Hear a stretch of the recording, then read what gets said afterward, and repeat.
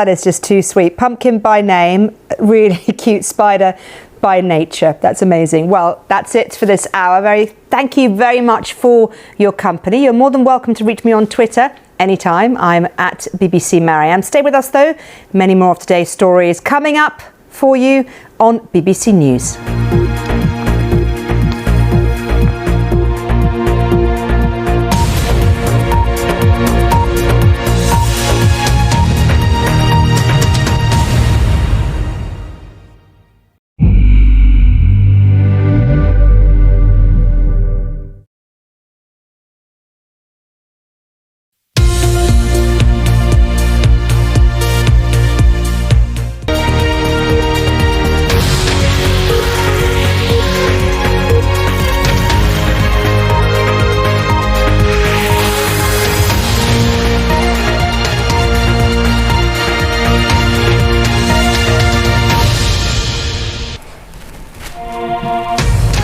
Live with Lucy Hockings on BBC World News. A stunning political comeback in Brazil.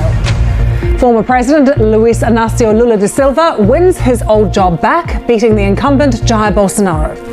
I consider myself to be a citizen that has had a process of reconstruction in Brazilian politics because they tried to bury me alive. Porque tentaram me enterrar vivo e eu tô aqui. And I am here. Will Bolsonaro concede? He spent months insisting that Brazil's voting system is plagued by fraud, and he hasn't yet admitted defeat. Indian officials say no safety certificate had been issued for the bridge which collapsed on Sunday, killing more than 140 people. Russia launches a new wave of missile attacks on critical infrastructure in Ukraine, knocking out power in parts of Kyiv and in other regions. And we'll hear from voters in Pennsylvania. It's President Biden's home state. There is just 1 week to go until midterm elections in the US. In the next half hour, we'll hear from our correspondents in India and Kyiv and be live in Manila and Greece.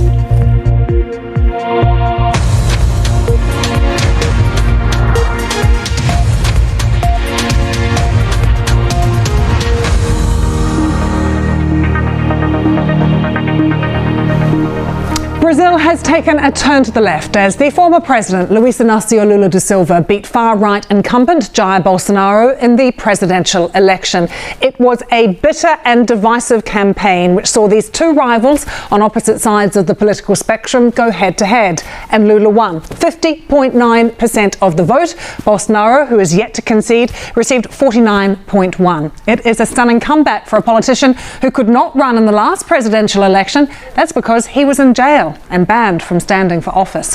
His conviction was annulled and he returned to the political fray. He's made a victory speech already and reflected on his political comeback. You're live with Lucy Hockings. Still to come, we'll be reporting from Pennsylvania, President Biden's home state. There's just 1 week to go until midterm elections. We'll take you live to Manila as well. The death toll has been climbing in the Philippines. 98 people dead following a landslide triggered by the latest tropical storm there.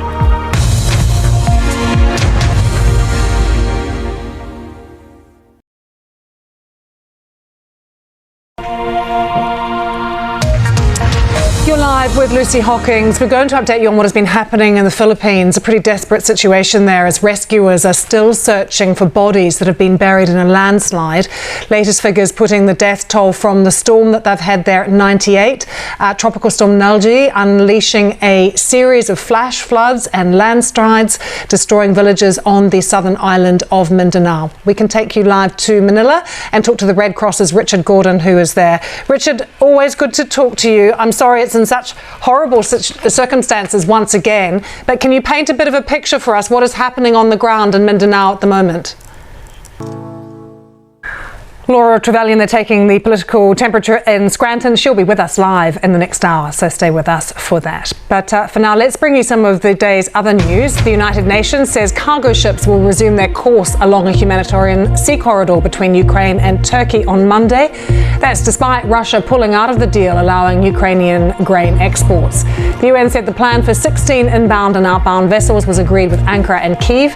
It said Moscow had also been informed. What is not known is how Russian forces in the Black Sea will respond. Police in Britain have confirmed that the man suspected of being behind an arson attack at a migrant centre in the English port of Dover was found dead at a nearby petrol station. The attacker threw firebombs at an immigration office used to process asylum seekers crossing the channel in small boats. The fires were quickly put out. The Disney resort in Shanghai has closed from October the 31st due to coronavirus prevention requirements in the city. The company didn't give a time from when the operation will then resume. The resort was also closed in March this year during a record daily surge in local COVID infections. Iran's president and the head of the country's powerful revolutionary guards have issued their strongest warnings yet that nationwide protests must end. Protests have continued in more than a dozen universities and have been met with a violent crackdown. Azadeh Mashiri has more. China has launched the final module of its Tiangong space station. It's the latest step in its ambitious space program. State media said the module, named Mengtian, or Dreaming of Heavens, was launched from a space center on China's tropical island of Hainan. It is the third and final major component of the T-shaped Tiangong space station. It carries a number of cutting-edge science equipment into orbit, and once docked, will complete the initial phase of the construction for the Tiangong space station. Good to have you with us. I've got the headlines coming up.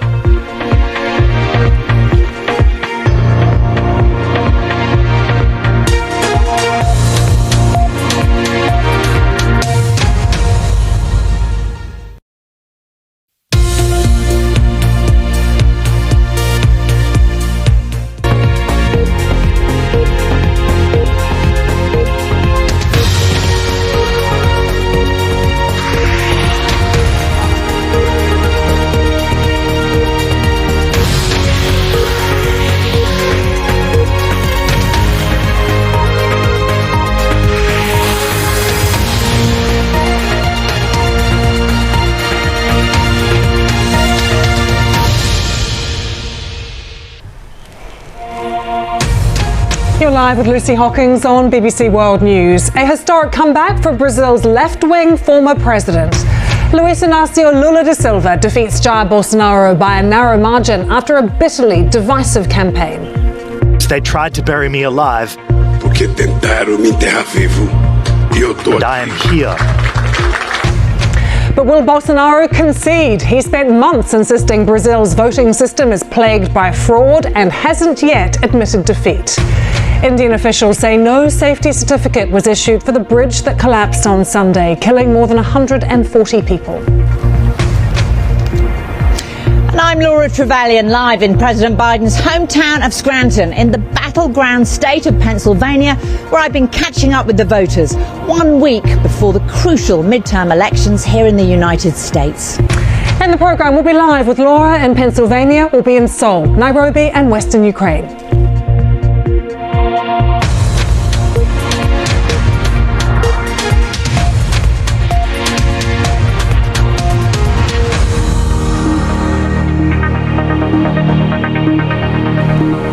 Brazil has taken a turn to the left as the former president, Luis Inácio Lula da Silva, beat the far-right incumbent Jair Bolsonaro in the presidential election. It was a divisive and bitter campaign which saw these two rivals on opposite sides of the political spectrum go head-to-head. And Lula won 50.9% of the votes. Bolsonaro, who is yet to concede, received 49.1%. It's a stunning comeback for a politician who could not run in the last presidential election because he was in jail and banned from standing for office.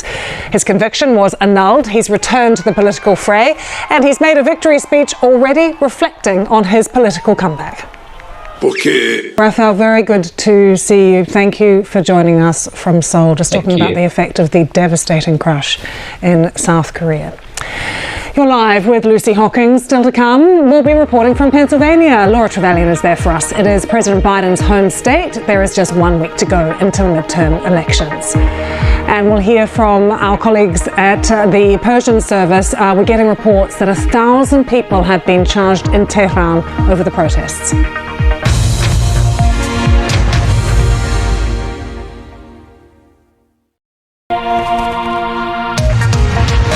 You're You're live with Lucy Hockings. It's just over a week to go until the US midterm elections. All eyes are on Pennsylvania, as control of the Senate could come down to which party wins there. It's President Biden's birthplace, and there's a governor's race and competitive congressional elections as well. So we can take you live there to Scranton in Pennsylvania. That's the birthplace of President Biden. Laura Trevelyan is there for us. How are things shaping up there, Laura? Devastating picture in Mindanao right now. Let's show you some live pictures that we're getting in of the port at Istanbul. Now, the reason we're focusing on this is because of the deal that Ukraine has done, where 12 cargo ships, they're now saying, carrying grain exports, have left the Black Sea ports. They're going to head to Istanbul. This is under the terms of a deal brokered by the UN and Turkey. Russia has pulled out of the deal, and we've had some response from Russia this morning from Dmitry Peskov as well, saying that continuing to enforce this agreement without its participation would be dangerous. But that's the focus today, to see what will happen with those grain exports once the ships have left Ukraine, making their way to Istanbul. Story we're keeping an eye on here on BBC World News. Stay with us.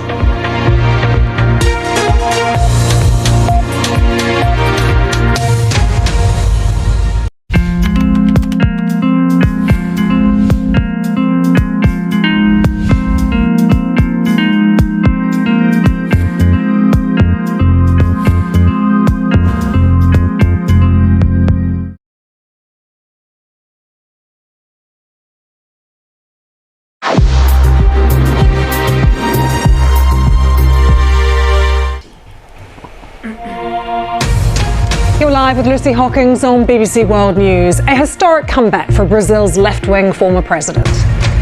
Lula da Silva defeats Jair Bolsonaro by a narrow margin after a bitterly divisive campaign. They tried to bury me alive, Porque tentaram me enterrar vivo. E eu tô and I am here. But will Bolsonaro concede? He says Brazil's voting system is plagued by fraud and hasn't yet admitted defeat. Russia attacks Ukraine's infrastructure with a wave of missiles, cutting off electricity and water supplies. Somalia's president asks for international help in treating hundreds of people wounded in twin car bombings at the weekend.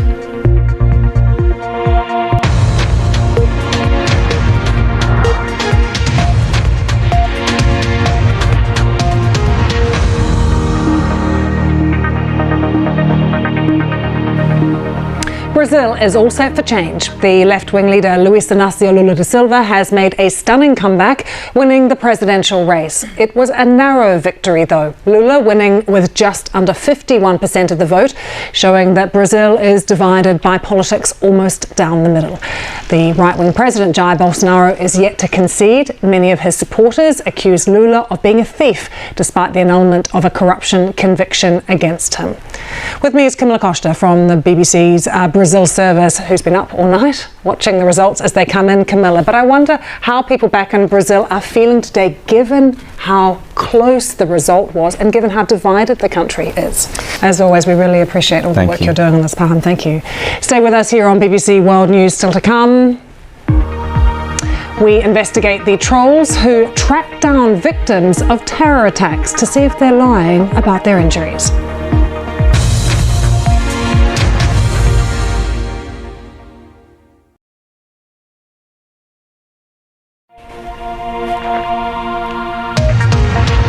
You're live with Lucy Hockings.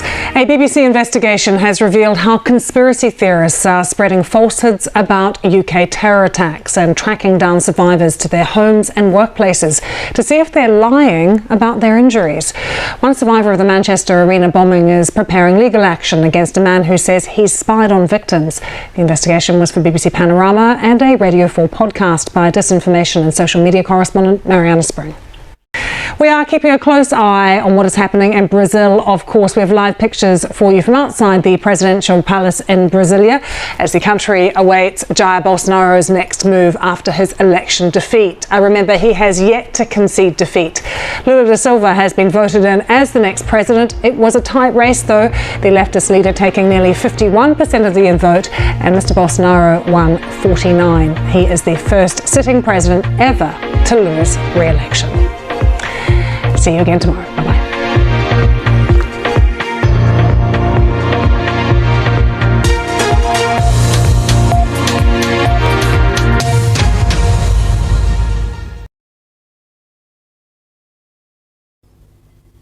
Hello there. Let's take a look at the weather forecast around the globe.